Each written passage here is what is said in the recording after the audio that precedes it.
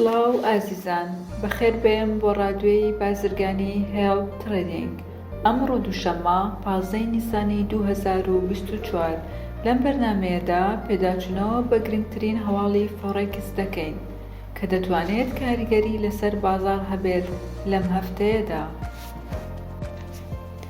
دووشەممە 15 نیسان کاتژمێر 30 ئەمریکا پێوەرەکانی فرۆشتنی تاکەکەسی مانگانە پێشبینی دەکرێت ژمارەکە 0.5% بێت کە 0.2 زیاترە لە ژمارەی پێشووتر کە 0.3% بوو. ئەگەر ئەو ژمارەی بڵاوکراوەتەوە زیاتر بێت لەوەی پێشبینی کراوە، ئەوە ئاماژەیە بۆ زیادبوونی خواستی بەکاربەران، و ئەگەر زیادبوونی هەڵاوسان و ڕێژەی سوود بێت، ئەمەش دەبێتە هۆی زیادبوونی دۆلاری ئەمریکی. کاتژمێر 30 ئەمریکا پێوەرەکانی فرۆشتنی مانگانەی تاکەکەسی پێشبینی دەکرێت ئەم ڕێژەیە 0.4% بێت کە 0.2% دابەزیوە لە چاو ئاماری پێشوو کە 0.6 بوو. ئەگەر ئەو ژمارەی بڵاوکراوەتەوە کەمتر بێت لەوەی چاوەڕوان دەکرا، ئەوە ئاماژەیە بۆ لاوازی خواستی بەکاربەران، و ئەگەری کەمبوونەوەی هەڵاوسان و ڕێژەی سوود، ئەمەش دەتوانێت ببێتە هۆی لاوازبوونی دۆلاری ئەمریکی.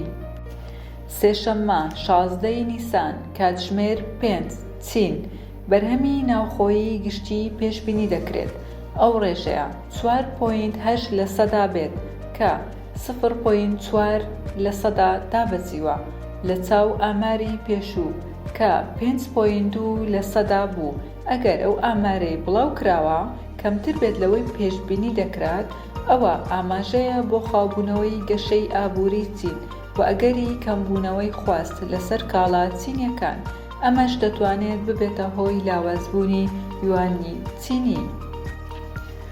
کاتژمێر 8:15 ئەمریکا سەرۆکی یەدەگی فیدراڵی بەڕێز پاوەڵ قسە دەکات. سەرنجەکانی پاوەڵ سەبارەت بە ئاسۆی ئابووری و سیاسەتی دراوی داهاتوو دەتوانێت کاریگەری بەرچاوی لەسەر بازاڕ هەبێت. ئەگەر تۆنەکەی نیگەرانی زیاتر لە هەڵاوسان دەربخات، ئەوە دەتوانێت ببێتە هۆی بەرزبوونەوەی ڕێژەی سوود و بەهێزبوونی دۆلاری ئەمریکی. ڕۆژی چوارشەممە 17 نیسان کاتژمێر 9 پاوەند پێوەرەکانی نرخی بەکاربەر پێشبینی دەکرێت ژمارەکە 3.1% بێت کە 0.3 زیاترە لە ئاماری پێشوو کە 3.4% بوو. ئەگەر ئەو ژمارەی بڵاوکراوەتەوە زیاتر بێت لەوەی چاوەڕوان دەکرات، ئەوە ئاماژەیە بۆ زیادبوونی فشاری هەڵاوسان و ئەگەری بەرزبوونەوەی ڕێژەی سوود لەلایەن بانکی ئینگلتەرا. ئەمەش دەتوانێت ببێتە هۆی بەهێزبوونی پاوەندی بەریتانی. کاتژمێر 12 یۆرۆ پێوەرەکانی نرخی بەکاربەر پێشبینی دەکرێت ئەو ڕێژەیە 2.4% بێت کە 0.2 زیاترە لە ئاماری پێشووتر کە 2.6% بوو. ئەگەر ئەو ئامارەی بڵاوکراوە زیاتر بێت لەوەی چاوەڕوان دەکرا، ئەوە ئاماژەیە بۆ زیادبوونی فشاری هەڵاوسان و بەرزبوونەوەی ڕێژەی سوود لەلایەن بانکی ناوەندی ئەوروپاوە.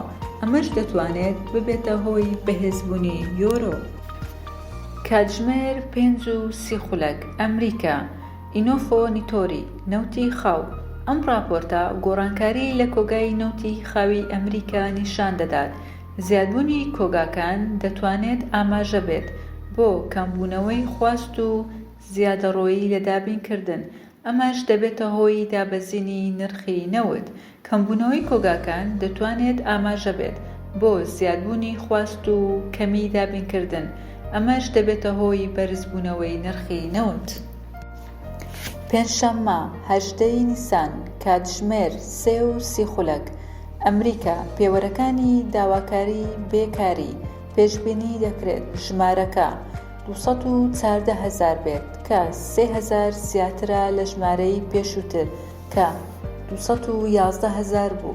ئەگەر ئەو ئامارە بڵاوکراوە و زیاتر بێت لەوەی پێشبینی دەکرات، ئەوە ئاماژەیە بۆ زیادبوونی بێکاری و ئەگەری لاوازبوونی ئابووری، ئەمەش دەتوانێت ببێتە هۆی لاوازی دۆلاری ئەمریکی.